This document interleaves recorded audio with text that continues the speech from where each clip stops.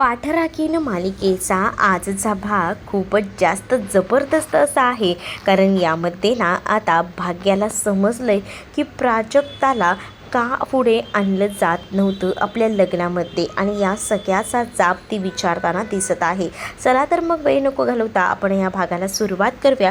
सगळ्यात आधी आपण पाहतो की इकडे अजूनही भाग्या घरी आलेली नसते आणि त्यामुळेच ना सगळ्यांना टेन्शन असतं. त्यातच आता भाग्या जी आहे ती घरात आली नाही आहे. त्यावर प्राजक्ता म्हणत असते की भाग्याला शोधायला मी जाते, तुम्ही कोणीही काळजी करू नका. आणि असं बोलूनच मग ती आता बाहेर पडण्याचा निर्णय घेत असते. पण तेव्हाच ना तिला आता माई आजी अडवतात आणि म्हणत असतात की तू कशाला ग शोधतेस, मुळात आहे ना तुझ्यामुळेच तर हे सगळं होतंय.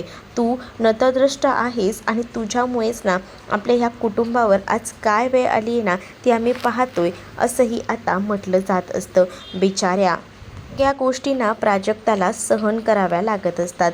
प्राजक्ता जरी सहन करत असली ना तरीसुद्धा प्राजक्ताला आता माहिती होतं की हे सगळं नेमकं कसं आणि का घडतंय ते, म्हणून प्राजक्ता शांत राहते. बरोबर आता इथे असणारे हे जे मामा आहेत ना ते सुद्धा आता बाजूने उभे असतात. कारण त्यांना माहिती आहे की बिचाऱ्या प्राजूची या सगळ्यामध्ये काही चूक नाही. म्हणूनच मग आता ते प्राजूच्या बरोबरीला उभे असतात. मग प्राजूला कोणीही काहीच बोलणार नाही हे देखील आता त्यांनी सांगितलेलं असतं. तेच आता दुसरीकडे पाहायला मिळत असतं की प्राजू जी आहे ती आता बाहेर जाऊन थांबते. कारण प्राजूला आता लवकरात लवकर भाग्याला शोधून आणायचं होतं आणि यासाठी ती बाहेर जाऊन थांबलेली होती, उभी होती. ती वाट बघत होती कधी एकदा आरव जो आहे तो घेऊन येतोय भाग्याला. आणि तेवढ्यातच ना तो आपल्या गाडीने भाग्याला घेऊन येतो. जसं आता तो भाग्याला घेऊन येतो ना तसं आता प्राजक्ताची नजर जाते. प्राजक्ता बघते, प्राजक्ताच्या लक्षात येतं की चला फायनली भाग्या आलेली आहे. भाग्याही जसं गाडीतून उतरते ना तसं आता तिची नजरही समोर जाते. तीही प्राजक्ताला बघते. प्राजक्ताला जसं आता भाग्या बघते तसं भाग्या जाऊन प्राजक्ताला आता घट्ट अशी मिठी मारते. प्राजक्ताने भाग्याला मिठी मारल्यानंतर इकडे भाग्याला देखील प्राजक्ता आपलेपणाने जवळ घेते आणि ती तिला म्हणत असते की नको वाईट वाटून घेऊस, सगळं काही ठीक आहे, ओके आहे, असं बोलून ती तिला सावरत असते. तेच आता दुसरीकडे पाहायला मिळत असतं की आता भाग्याने सगळा त्रास ना स्वतःला करून घेतलेला असतो. पण प्राजू मात्र तिला आपल्या जवळ घेऊन तिला समजवायचा, तिला हे सगळ्या गोष्टी सांगायचा प्रयत्न आता करत असते. तेच आता दुसरीकडे पाहायला मिळत असतं की प्राजक्ता ही भाग्याला म्हणत असते की तू काळजी करू नकोस. तेच आता इकडे जो आरव आहे त्याने तिथपर्यंत आणून तर सोडलेलं असतंच ना, त्याच आरवला आता सांगितलेलं असतं प्राजूने की थँक्यू. मग आता आरवसुद्धा गेलेला असतो. पण तेव्हाच ना प्राजक्ताने आता एक निर्णय घेतलेला असतो आणि तो निर्णयच ती आता भाग्याला ऐकवून दाखवते. म्हणजेच ती आता भाग्याला म्हणत असते की एवढे दिवस मी तुझी पाठ राखीन म्हणून होती, पण आता नाही, आता मी तुझ्यासोबत नाही तर तुझ्या एक पाऊल नेहमीच पुढे असेल. मी आता हिमतीने उभं राहणार आहे आणि तुला कोण काय बोलेल ना त्याला चांगलंच उत्तर देणार आहे. तेच आता भाग्या बोलत असते की मला ना आतमध्ये जायला ना खूप जास्त जड जाते. म्हणजे बघ ना आता सगळीजणं माझ्याकडे बघताना तेच बिचारी म्हणून बघणार ना, कारण माझं लग्न मोडलेलं आहे. तुला सांगू का प्राजू, हे घर सोडत असताना मला असं वाटलं होतं की जेव्हा मी पुन्हा या घरात येईन तेव्हा माहेरीच येईन, पण आता पुन्हा मी तिथेच आलेली आहे. मला ना कळतच नाही आहे माझ्या आयुष्यात नेमकं काय चाललं आहे. मी तर विचार करते की मी माझ्या आईबापांना एवढी जड कशी काय होऊ शकते. म्हणजेच मी त्यांना जन्मालाच नाही आली असती तर त्यांना ना माझ्या या रूपाचं आणि या माझ्या लग्नाचं सुद्धा टेन्शन नसलं असतं. असं देखील आता इथे भाग्या प्राजक्ताला बोलवून दाखवते. भाग्या जेव्हा या सगळ्या काही गोष्टी बोलते ना तेव्हा मात्र आता प्राजक्ता तिच्या कानाखाली वाजवते आणि पुन्हा अशा सगळ्या काही गोष्टी बोलायच्या नाही असं बोलून तिला सुनावू लागते. तेच आता प्राजक्ता भाग्याला बोलत असते, नको वाईट वाटून घेऊ, नको त्रास करून घेऊस या सगळ्याचा, कारण जर या सगळ्याचा तू त्रास करून घेतलास तर ते जड जाईल तुला, आणि चल आतमध्ये सगळीजणं तुझी वाट बघतायत, असंही आता प्राजक्ता जी आहे ती भाग्याला सांगत असते. भाग्या म्हणत असते पण सगळीजणं आता माझ्याकडे बघणार ना तो दृष्टिकोनच जरा वेगळा असणार आहे, कारण मी विचारही केला नव्हता की माझ्या बाबतीत असं होईल. बघ ना तर रोहनलाही माहिती होतं की त्याची आई ना हुंडा मागते, पण तरीसुद्धा तो एकाही शब्दाने माझ्याशी बोलला नाही किंवा आईच्याही विरोधात गेला नाही. म्हणजेच ना त्याला ना माझ्याशी लग्न काही करायचं नव्हतं, त्यालासुद्धा फक्त पैसेच हवे होते आणि म्हणून तो हे लग्न करत होता, असंही आता इथे असणारी ही सख्या जी आहे ती आता प्राजूला सांगत असते. प्राजू आता तिला समजावत असते आणि प्राजू म्हणत असते की नको वाईट वाटून घेऊ या सगळ्याचं आणि तू एवढी काळजी करू नकोस, कारण आता तुझ्या पाठीशी ना मी आहे आणि त्यामुळे तुझ्या बाबतीत काही मी चुकीचं होऊ देणार नाही, असं देखील आता ती तिला म्हणून समजावू लागत असते. तेव्हाच ना एवढ्या सगळ्या गोष्टी झाल्यानंतर आता प्राजू भाग्याला सांगत असते की आता एकटं कधीच स्वतःला वाटून घ्यायचं नाही, कारण तुझ्यावर येणारं सगळं संकट ना चुटकीसरशी जे आहे ते दूर होईल. मग तुझ्याबरोबर ना मी आहे, त्यामुळे आता नको काळजी करू, हेही आता म्हटलेलं असतं.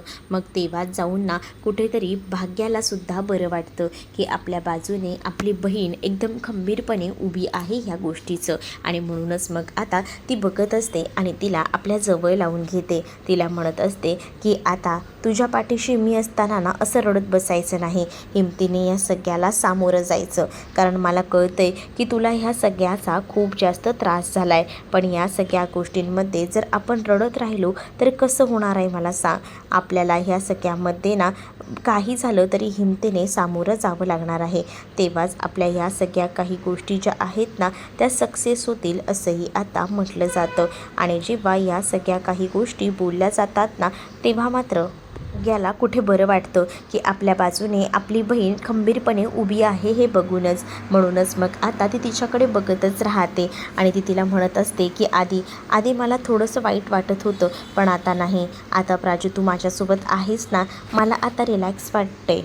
आता दोघीही जणी ना आतमध्ये जायला निघतात, कारण मग आता प्राजूला चालता येत नसतं, म्हणून भाग्याना तिला मदत करत असते. दोघी जणी एकमेकांचा हात हातात धरत एकत्र आता आतमध्ये जातात. मग तेव्हाच ना इकडे आता जी आहे ती रडत असते. तेवढ्यातच समोर भाग्याला आलेलं पाहते. जसं आता तिने भाग्याला पाहिलेलं असतं ना तसं मग ती आता भाग्याकडे जाते आणि भाग्याला शांत करण्याचा प्रयत्न करत असते. आणि जेव्हा ती भाग्याला शांत करत असते ना तेव्हा भाग्या जी आहे ती मात्र आता खूपच जास्त रडत असते. पण भाग्याला सगळीजणं जवळ घेतात.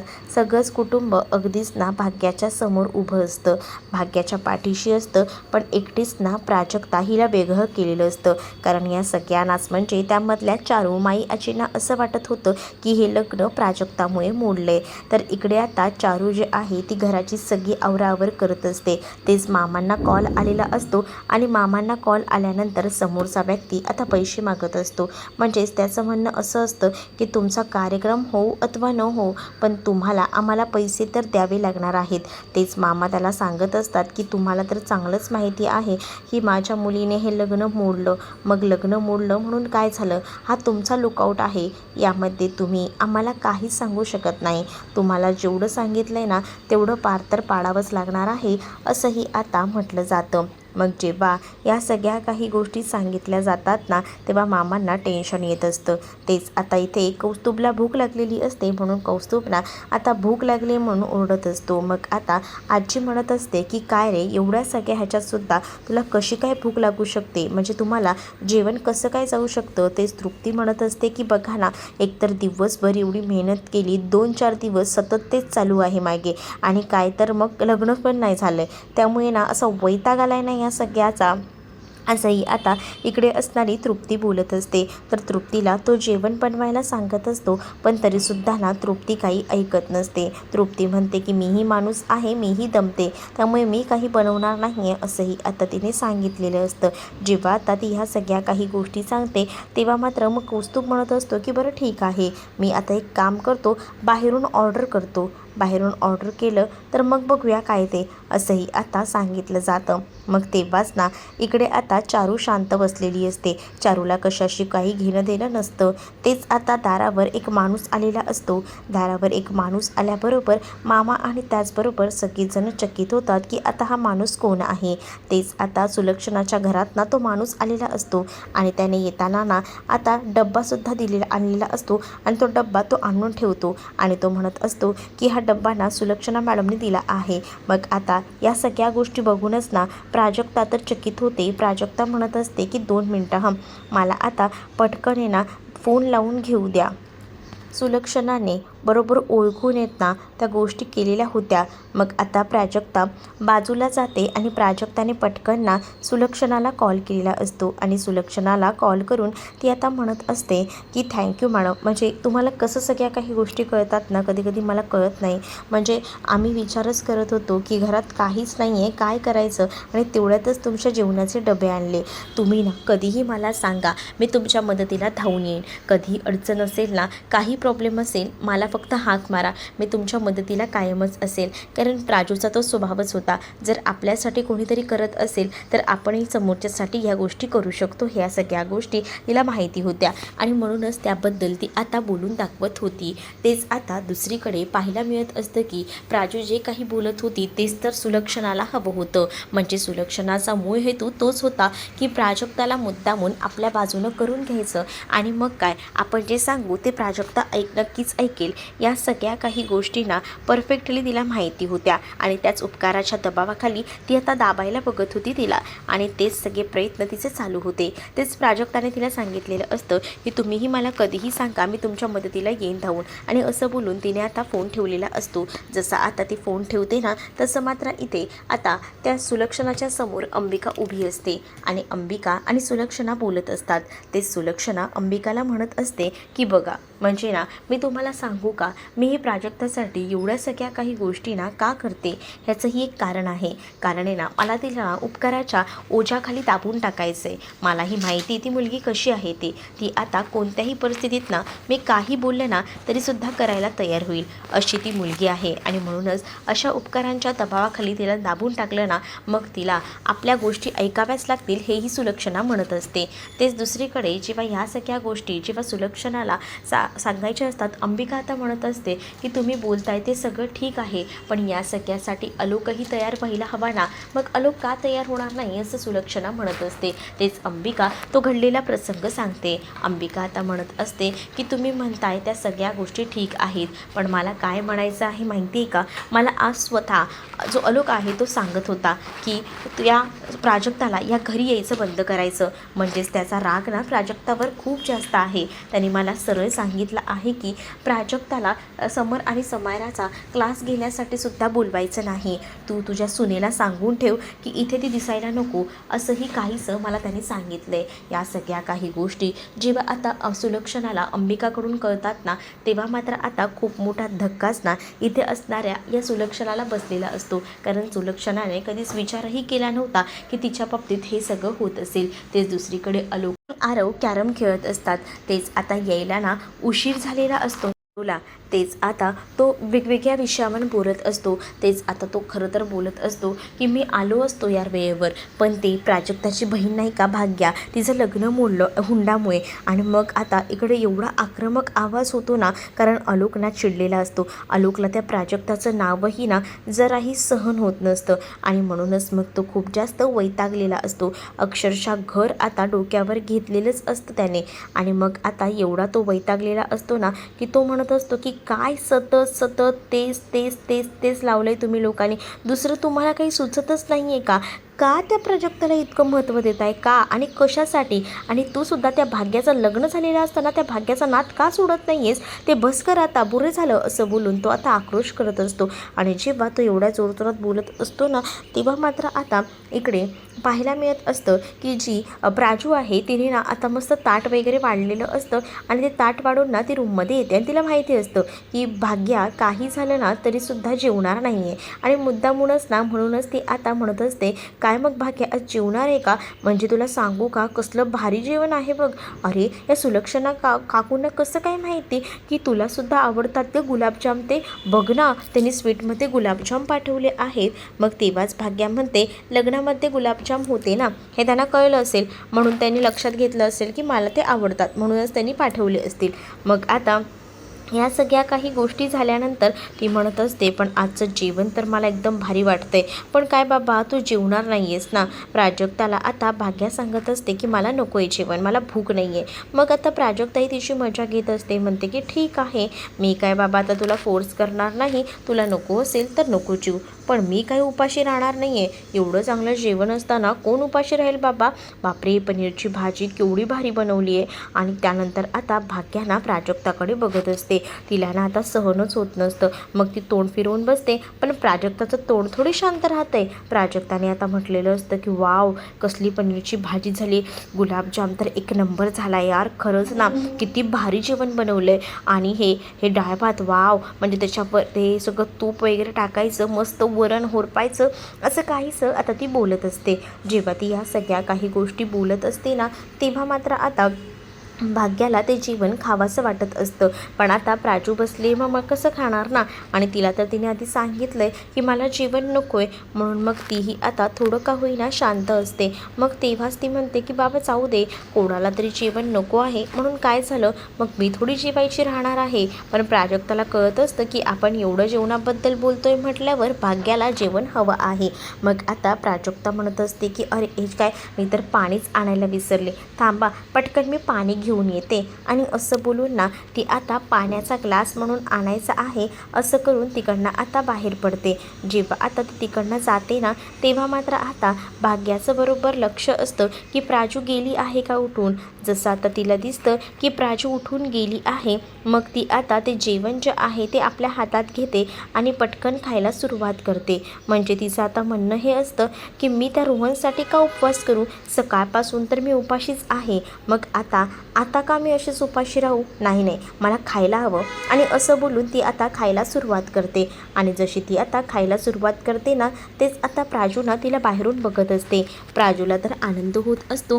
तेच आता मुद्दामून ना ती भाग्याला जेवायला देते आणि ती बाहेर उभं राहून हळूच बघत असते. तर दुसरीकडे आलोक चिडलेला असतो, म्हणून आलोकला आरव शांत करत असतो. त्याला जवळ जातो आणि त्याला म्हणत असतो की मला कळतंय तुला राग येतोय, पण अरे खरंच ना मी कामामध्ये बिझी होतो म्हणून मला यायला जमलं नाही. अरे त्या भाग्यश्रीने अचानकपणे घर सोडलं होतं आणि मग तिला वेळेवर पोचवायचं होतं घरी. त्या प्राजक्ताने मला तसं सांगितलं होतं.